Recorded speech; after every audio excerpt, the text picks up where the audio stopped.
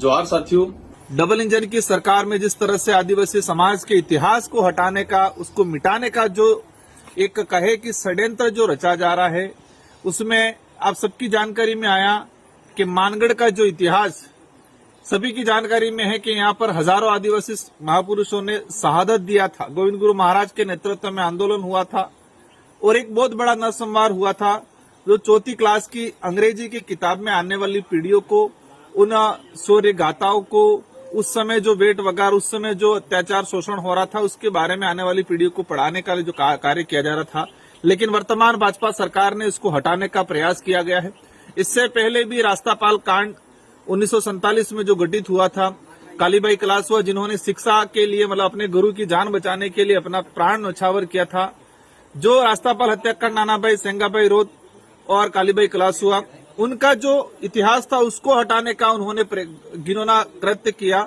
और इसी क्रम में ये मानगढ़ का इतिहास हटाया गया है। इसके अलावा आर्यू के द्वारा जो राजनीतिक विज्ञान का जो पाठ्यक्रम था, उसमें ज्योतिबा फुले, सावित्रीबाई फुले का इतिहास भी हटाना का जो उन्होंने कृत्य किया है। मतलब देखा गया है कि पिछले 8-10 सालों के अंदर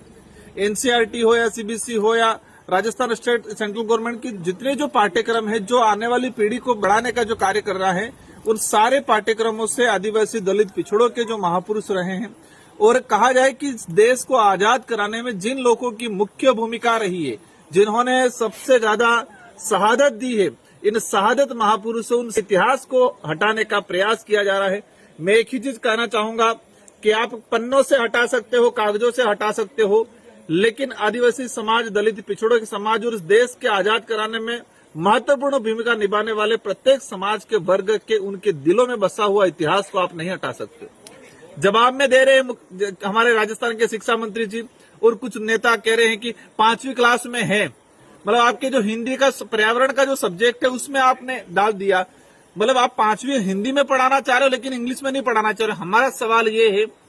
कि क्या इंग्लिश मीडियम पढ़ने वाले बच्चे मानगढ़ हत्याकांड, नानाबाई कालीबाई का हत्याकांड, रास्तापाल हत्याकांड, ज्योतिबा फुले, सावित्रीबाई फुले, इनको नहीं पढ़ना चाहते क्या, या उनको आप पढ़ाना नहीं चाहते हो? यही है इसका हटाने का मेन रीजन, यही है कि आदिवासी दलित पिछड़े समुदाय के अंदर जो एक जनजागृति आई है, अपने महापुरुषों के प्रति एक आत्मविश्वास और कहा जाए कि एक समर्पण की भावना जो जगी है, अपनापन की भावना जो जगी है, और जो देश के इतिहास को समझ के वर्तमान का निर्माण करने के लिए एक क्रांति के रूप में आगाज हुआ है इस क्षेत्र के, उसी से बौखलाहट होकर वर्तमान सरकारें इन इतिहास को हटाना चाहती है ताकि इनको लगे कि आदिवासी समाज बिखरा हुआ रहे। मानगढ़ वो स्थल है जहां पर हजारों आदिवासियों का खून पसीना बहा है, लूलुहान स्थल है वो, और ये 4 राज्यों के आदिवासियों को जोड़ता है, मध्य प्रदेश, महाराष्ट्र, गुजरात और राजस्थान और केंद्र शासित प्रदेश दमन दीव। ये 4 राज्य और एक केंद्र शासित प्रदेश को जोड़ने वाला सेंटर पॉइंट है, एक आस्था का केंद्र है। इनका यही है कि जो बिल प्रदेश की जो डिमांड थी, वो मानगढ़ हत्याकांड का जब पढ़ेंगे तो स्वाभाविक एक अलग बिल राज कायम करने की जो डिमांड थी, उस डिमांड की ओर अग्रसर करती है ये जो हत्याकांड। तो शायद उनको लगता है कि